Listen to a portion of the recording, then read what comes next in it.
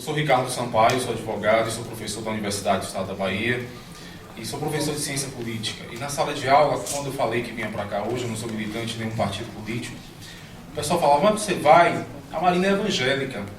Diante de toda essa discussão que está tendo hoje, e há cerca de 1 ano, 2 anos atrás, o CNJ promoveu até em Brasília uma discussão sobre o Estado laico e a justiça. Eu acho que é muito interessante a gente ter um posicionamento seu e que esse posicionamento seja muito claro, inclusive muito divulgado, a respeito de tudo que está acontecendo, da discussão que se trava hoje no Congresso Nacional, dessa perspectiva de que as pessoas querem discutir a sociedade a partir da sua fé e da sua concepção religiosa e não a partir da nossa Constituição, que é a nossa lei maior. Eu queria que você se posicionasse a esse respeito. Bem, eu achei interessante o que você disse, né?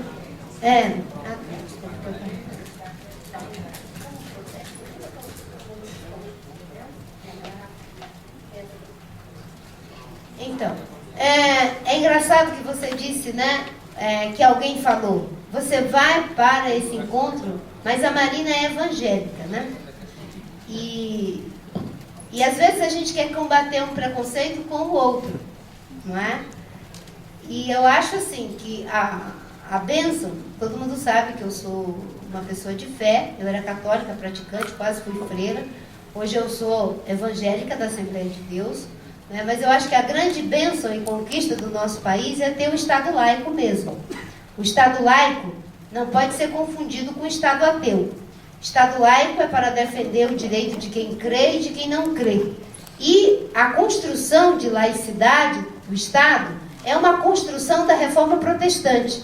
É uma pena que as pessoas tenham esquecido disso. Foi a Reforma Protestante que introduziu a ideia de Estado laico, até porque havia, sim, não é, uma igreja oficial, não é, que se colocava miscuída com o Estado, e essa foi uma grande contribuição da Reforma Protestante.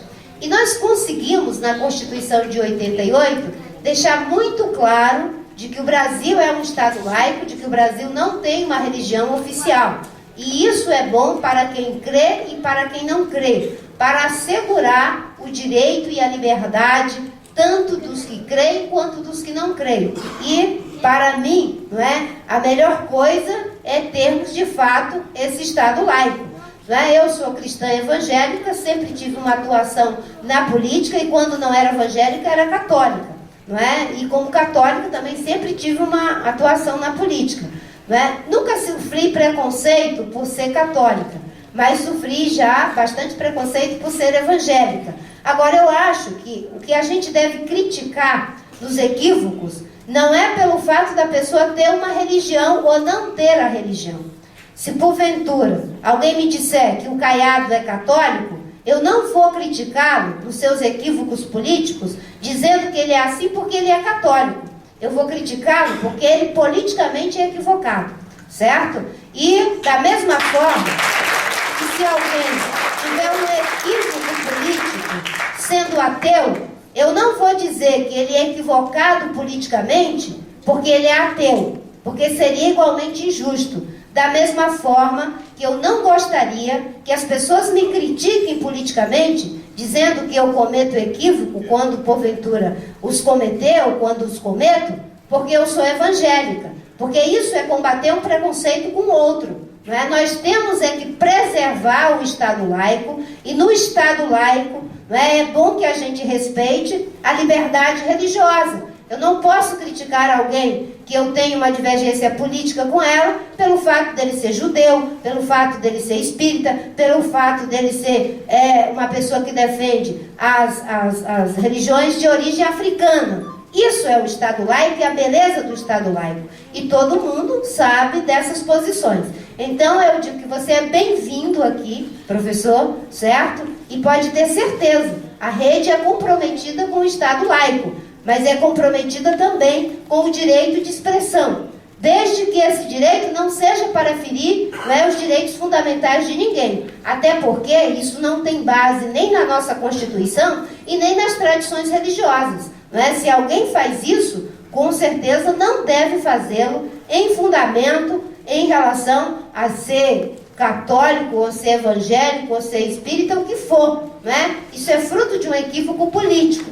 As pessoas estão dizendo, bem, o Feliciano, acho que você deve estar também se referindo a isso. O Feliciano é equivocado e não deveria estar na Comissão de Direitos Humanos, não é porque ele é evangélico, é porque ele não tem tradição de defesa dos direitos humanos, é porque ele não está preparado para os direitos humanos. Eu sempre fui da Comissão de Direitos Humanos e ninguém nunca ficou preocupado porque eu era da Comissão de Direitos Humanos, correto? E eu era católica, depois virei evangélica. Ele não tem essa tradição. Do mesmo jeito que agora tem uma coisa igualmente semelhante que ninguém está vendo, que é o Blairo Maggi na Comissão de Meio Ambiente.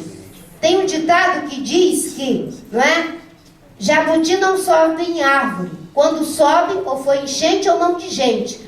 Não passou enchente no Congresso. É mão de gente, mão do governo, que queria ficar na Comissão de Constituição e Justiça, na Comissão de Orçamento, na Comissão de Assuntos Econômicos e negocia os temas e as comissões que eles acham que não são importantes. E quais são as que não são importantes?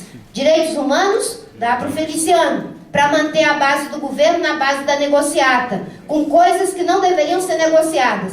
Meio ambiente, dá para o Blairo Maggi, para negociar coisas que não deveriam ser negociadas. Agora, o mesmo peso e a mesma medida que eu estou usando com o Feliciano, eu vou usar agora com o Blairo Maggi. O Blairo não deve ser criticado, não é porque ele é empresário do agronegócio, porque ele poderia ser empresário do agronegócio, estar na Comissão de Meio Ambiente, e se ele fosse comprometido com a sustentabilidade, não tivesse defendido o Código Florestal que anistiou os matadores, ele poderia estar lá do mesmo jeito.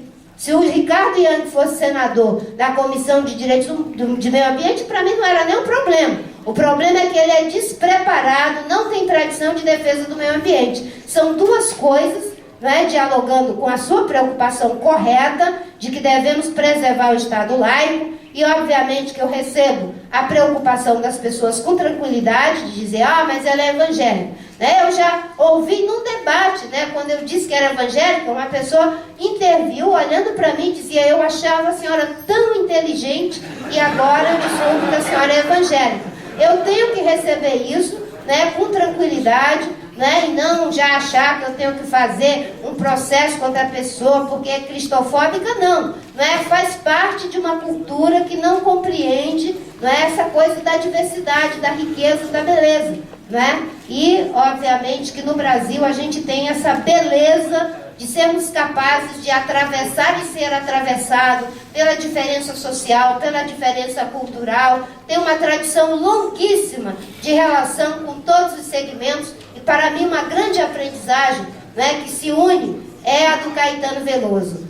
Narciso acha feio o que não é espelho. Eu aprendi com os índios, com meu tio xamã, com minha avó nordestina, a achar bonito o que não é espelho.